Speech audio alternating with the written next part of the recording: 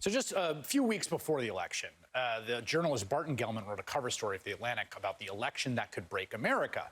It was all about the ways in which the Trump folks were planning for some incredibly shady and well-nigh anti-democratic maneuvers if the election were close. We had Barton on the show, and this is what he had to say.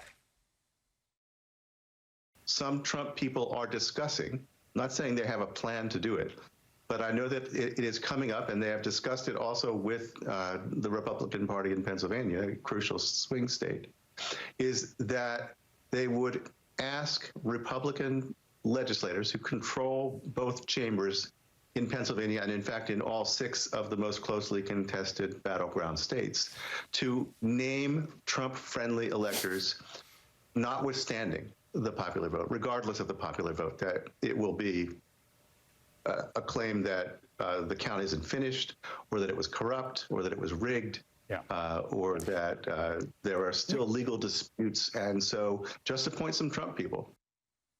Nailed it, huh? Atlantic staff writer Barton Gellman, who wrote the rather prescient piece 2 months ago called The Election That Could Break America, joins me now. You know, what's striking about watching you talk about that, Bart, is that A, that you were completely right, but B, that back in time, in September, you were saying that the pretext for this would be claims of fraud or claims of irregularities before the election had happened. Like, all that had been already plotted out before the actual event happened.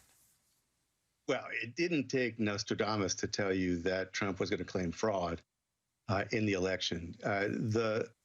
The important thing was that there has always been a plan to overturn the election if need be. I mean, Trump may or may not believe that it's possible that he's going to make it happen, but he has laid out the groundwork for it in advance. And sadly, a lot of what's happened since the election has followed the script I wrote about in the cover story. You know, today, I mean, to me, there's sort of a difference in kind between these frivolous lawsuits and allegations that they keep losing in court because they don't have any evidence, and just this sort of like, well, you know what, screw you, we're gonna take those electors. And today you had Sidney Powell, who's an attorney for the president, just saying this out loud. She called into Lou Dobbs' show. Take a listen to what she had to say. The entire election, frankly, in all the swing states should be overturned, and the legislatures should make sure that the electors are selected for Trump, and it's going to have to follow the constitutional provisions that it be decided according to the amendment. I don't even think she really knows what she's citing there, but they can't actually, there's no legal predicate here. I mean, my understanding is that the sort of sophisticated version of this was to kind of gum up the works in the count so that there was no certification, or to delay certification, or to stop it, so that you could then use, I think, a provision in the Electoral College Act that the state has failed to make a determination and ride in. But there's no state law provision to just substitute your electors for what the people voted for.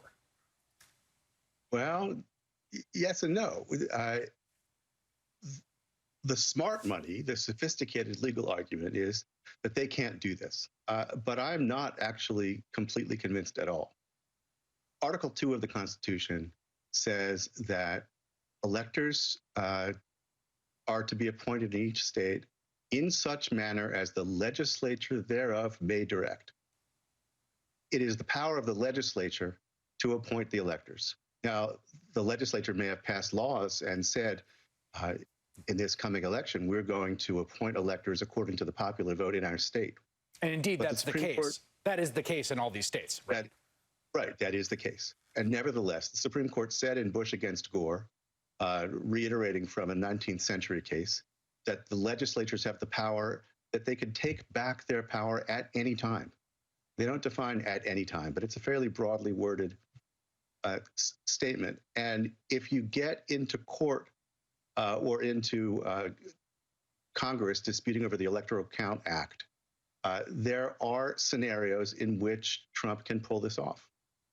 Now, every bad scenario here, every scenario in which Trump is actually able to overthrow the constitutional order, is actually able to tear up the election results, depends on state legislatures simply asserting the power, claiming that they have the power to appoint Trump electors, notwithstanding the vote in their states. So Michigan and Pennsylvania are the ones been talked about first. If both of them happened, you'd have Trump up to 268 electoral votes, and he would need another state.